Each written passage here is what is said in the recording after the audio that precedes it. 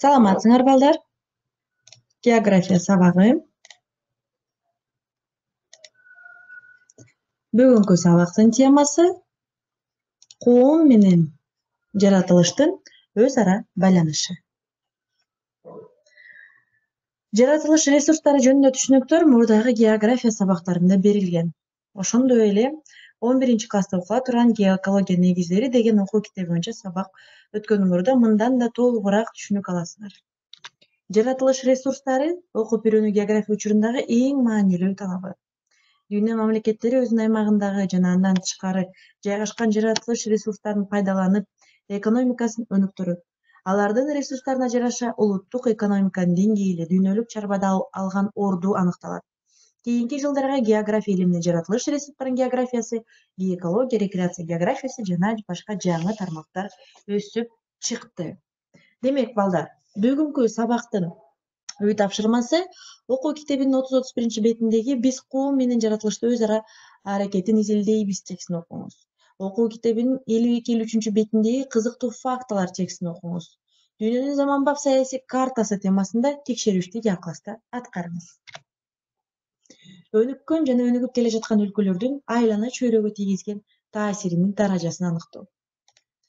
Балдар, жер, суу, аба, рельеф, топурак, өсүмдүктөр, жаныбарлар сыяктуу бардык жаратылышты кандай деп атайбыз?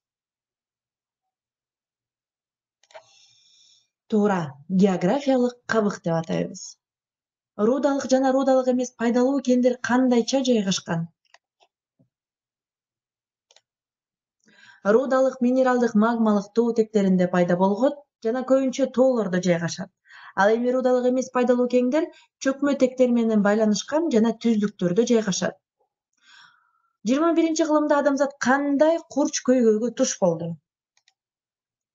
Планетанын, региондун, өлкөнүн ресурстарын коргоо жана сарамжалдуу, үнөмдүү пайдалануу. Демек, бул ошол көйгөйгө туш болуп, кандай түрдө бизге берилген ресурстарды кантип колдонуу керек, кантип үнөмдөө керек, кантип туура колдонуу керек, ошол көйгөйдүн чечүүсү болуп саналат. Сабактын планы: географиялык чөйрө жөнүндө түшүнүк. Коом менен жаратылыштын ортосундагы зат алмашуу, сапаттык жаңы баскычы. Адамзат коомунун өнүгүү тарыхы бул жаратылыш менен өз ара байланыштар. Бул мергенчилик, жер иштетүү, кол өнөрчүлүк, өнөр жай өндүрүшү.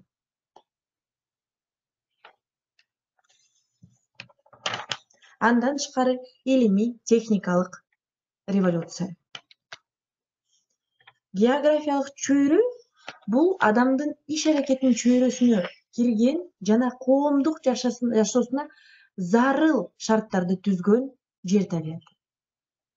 Географиялык чөйрө коомдун жашоосу жана ишмердүүлүгү үчүн зарыл шарт. Жашоо чөйрө адамдардын руханий дүйнөсүнө, ден соолугуна жана маанайына таасир этүүчү ресурстардын булагы. Географиялык детерминизм же географиялык фатализм бул 18-19 кылымдарда жана 20-кылымдардын башында географияны апырта чаап изилдениши. Бул Франция, Германия, Россия жана АКШ мамлекеттери. Географиялык нигилизм бул демек ошону деңгээлдеги баасын бере албагандык дегенди түшүндүрөт. Бул СССР мамлекеттери.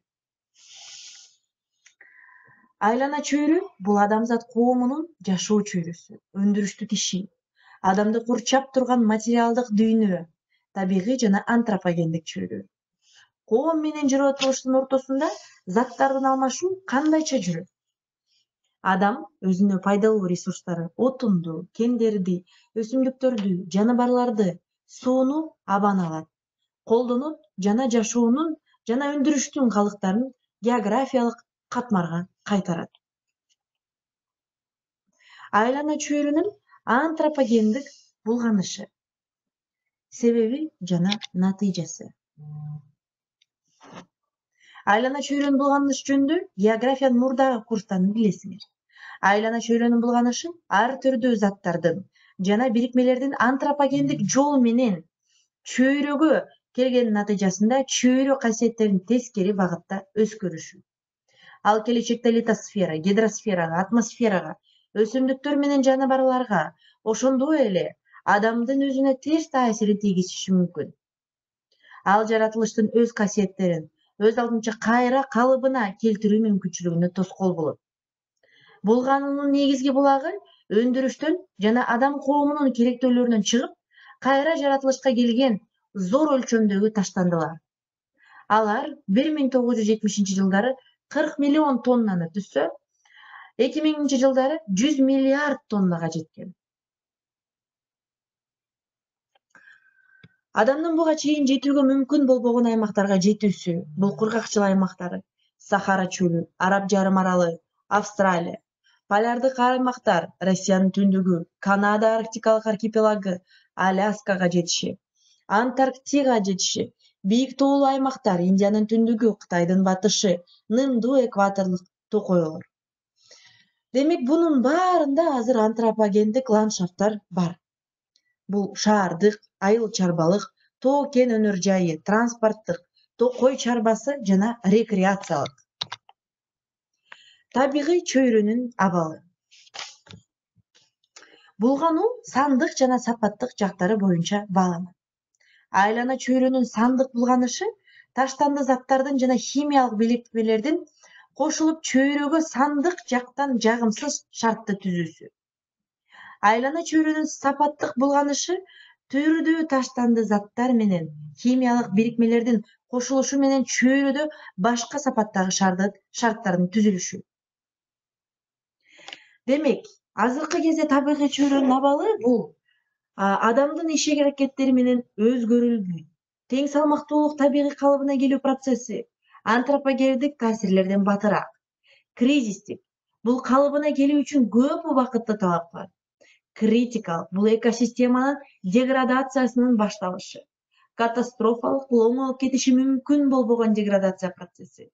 Жана кыйроонун абалы бул кайтарылгыс деградация. Балдар, кандай дейсиңер? Азыркы кезде биздин жер планетабызда кайсыл абалда биз турабыз? Кандай дейсиңер? Азыр катастрофалыкпы? Же болбосо табигыйбы? Же кризистик абалындабы?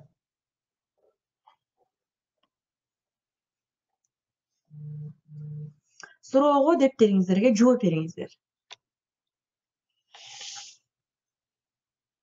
Литосферанын булганышы. Өнөр жайдын, курулуштун жана айыл чарбанын иш-аракеттеринин натыйжасында болот. Негизги булгоочу заттар, металлдар жана алардын бирикмелери. Жер семиткичтер, химикаттар, радиоактивдүү заттар, алардын бирикмесинин көбөйүшү топурактардын химиялык курамын өзгөртөт. Турмуш тиричиликтен чыккан таштандылардын көбөйүшү кийинки кездерде чоң маселеге айланып бара жатат. Батышта кээде таштанды цивилизациясы деген терминди жөндөн-жөн колдонуп жаткан жок. Мындан башка кеңдери ачык түрдө казып алуу процессинде көптөгөн топурак кыртышы жок болуп кетет. Мисалы, Россия Федерациясында ачык түрдө иштелген карьерлердин тереңдиги 500 метрге жетет. Гидросферанын булганышы.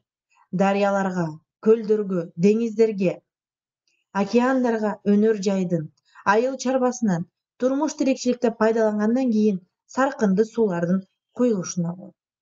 2000-жылдары дүйнөдөгү саркынды суулардын жалпы көлөмү жылына 5000 километр кубка жеткен. Башкача айтканда, суу паёгунун 25%-ын түзгөн.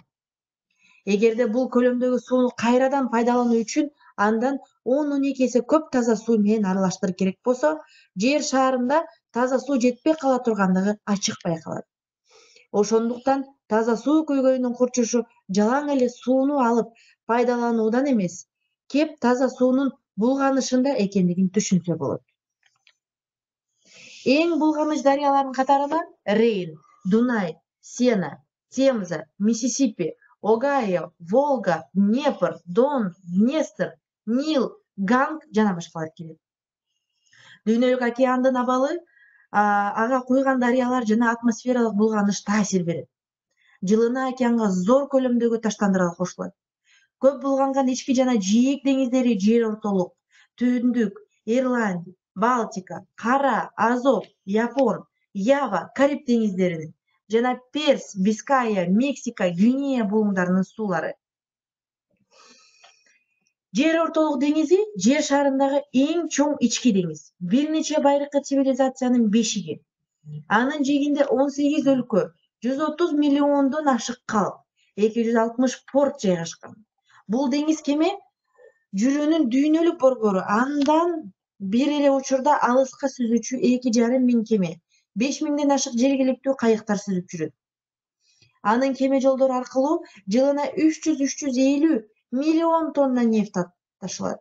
Натыйжада өткөн кылымдын аягында ал Европанын акыр чикир ташталуучу чуңкуру деп аталып калган. Булгануунун жалаң гана ички жана жээк деңиздерине душар болбостон, ошондой эле океандардын орто жерлери да булганып жатат. Терең океан кобулдарында да булгануу коркунучу бар. Ал жерлерге уулуу жана радиоактивдүү заттар таштандырылар учурунда кездешет. Нефть жана булгануу океанга өзгөчө коркунучту туудурат. Нефтини өндүрүп алуу, ташуу жана иштетүү учурунда океандын суусуна кошулган нефтинин жана нефть продуктыларынын жылдык көлөмү 3 миллиондон 10 миллион тоннага чейин жетет. Космостон тартылган сүрөттөргө караганда, дүйнөлүк океандын бетинин 1/3 бөлүгү майланышып турганы байкалат. Ал суудагы жандуу организмдердин өнүгүүсүнө жана океан менен атмосферанын табигый өз ара аракеттерин бузат. Океан агымдары булганууну көп аймактарга таратат.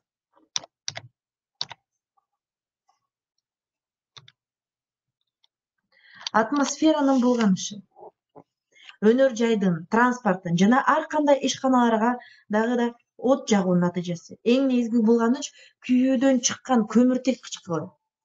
Күкүрттүү газ, ошондой эле күкүрттүн оксиди, азот, фосфор, коргошун, сымап, алюминий жана башка металлдар. Күкүрттүү газ кислота жаанын пайда кылуучу газ. Ал Европада жана Түштүк Америкада көп байкалат. Ал жаанын кесепетинен айыл чарба өсүмдүктөрүнүн түшүмү азаят. Тиричиликке керектүү таза суулар зыян келтирилет. Имараттарды бузуп, адамдын ден соолугуна да зыян келтирилет. Атмосферадагы циркуляция процессин глобалдык масштабта булганууга алып келди. Жаратылышты коргоонун 3 көйгөйүн чечүүчү жолдору бар. Бул адам баласынын жалаң гана өзү турган жайды булгай бербей, аны тазалоонун да жолдорун изилдөө. Биринчи жол ар кандай тазалоочу курулуштарды, жабдууларды куруу. Күкүртүү аз минералдык отундарды пайдалануу. Акыр чикири жок кылуу жана кайра иштетүү. Түтүн түтүктөрүнөн 200-300 метрден бийик куруу. Жерлерди калыбына келтирүү иштерин жасоо. Бирок бул иштердин бардыгы жаратылыштарды толук тазарта албайт. Экинчи жол жаратылышты коргоонун принципиалдуу жаңы жолдорун колдонуп, өндүрүштүн технологиясын өзгөртүү. Таштандысы аз же таштандысыз өндүрүшкө өтүү. Сууну түз пайдалануудан кайтарып пайдалануучу же такыр кургак технологияга өтүү. Булганган сууну табигый, таза сууга такыр кушпой турган жол. Бул жол эң негизги жол. Анткени ал кайлана чөйрөнү булгоону азайтат. Ана турган эмес, аны такыр эле өлкөлөрдүн пайдаланууга мүмкүнчүлүгү жок. Үчүнчү жол айлана чөйрөгө терс таасирин тийгизген булганыч өндүрүшкө биринчи кезекте химия, нефтехимия, металлургия, целлюлоза кагаз өнөр жайы, жылуулук энергиясын өндүрүү, курулуш материалдарды чыгаруу кирет. Келгиле балдар. Коом менен жаратылыштын ортосундагы зат алмашуу деген эмне? Географиялык детерминизм менен географиялык нигилизмдин коркунучу кандай? Планетанын ресурстарын иштеп чыгуунун эки жолу бар. Экстенсивдүү жана интенсивдүү. Калктын санын өсүп жаткандыгын эске алуу менен адамзат кайсы жолду ыңгайлуулураак болот деп эсептейсиз? Жаратылыш ресурстарын талап жок кылуу жана айлана чөйрөнү булганычты өндүрүштүн андан ары өнүгүшүнө тоскоол болот. Кээ бир учурда адам баласын өзүнө коркунуч туудурат. Ошондуктан экономикалык жактан жакшы өнүккөн өлкөлөр жаратылышты коргоо боюнча көп аракеттенип экологиялык саясатты жүргүзө баштады. Алар жаратылышты коргоо боюнча экологиялык саясатты жүргүзүү менен тышкары катуу мыйзамдарды чыгарып, айлана чөйрөнү жакшыртуунун көп жылдык программаларын кабыл алып, жазаларын системасын киргизип, атайын министрликтерди, мамлекеттик уюмдар түзүп, ар бир катар аракеттерди жумшоодо. Бир катар өлкөлөрдө Жашылдар партиясы түзүлүп, көп ийгиликтерге жетишип, мисалы Greenpeace, Табият, Алине сыяктуу коомдук уюмдар азыр ийгиликтүү иштеп жатат. Натыйжада 1980-2005 жылдарда экономикасы өнүккөн өлкөлөрдө акырындап булгануу азая баштады. Ал эми өнүгүп келе жаткан жана өткөл экономикадагы өлкөлөрдө, анын ичинде Россия Федерациясы да коркунучтуу бойдон калууда. Азыркы кезде жаратылышты коргоо иштеринде бул бир өлкөнүн кылган аракети менен ийгиликтүү жетиштүү эмес. Ал үчүн буунун жетекчилиги алдында дүйнөлүк коомчулуктун аракети керек. Балдар, сабактан эмнени билдиңиз? Сабакта кандай жаңы түшүнүктөрдү колдондуңуз? Сабак материалы сизге кыйын болдубу? Суроолорго туура жооп бере алдыңызбы? Эгерде ушул суроолорго так туура жооп берсеңиз, өзүңүзгө сабак үчүн баа коюңуз. Үй тапшырма. Окуу китебинин 30-31 бетиндеги биз коом менен жаратылышты өз ара аракетин изилдейбиз текстин окуңуз. Окуу китебинин 52-53 бетиндеги кызыктуу фактылар текстин окуңуз. Дүйдөнүн заманбап саясий картасы темасында текшерүүштү Я-класстан аткарыңыз. Балдар, көңүл бурганыңыз үчүн чоң рахмат. Кийинки сабактан көрүшкөнчө сак саламатта калыңыз.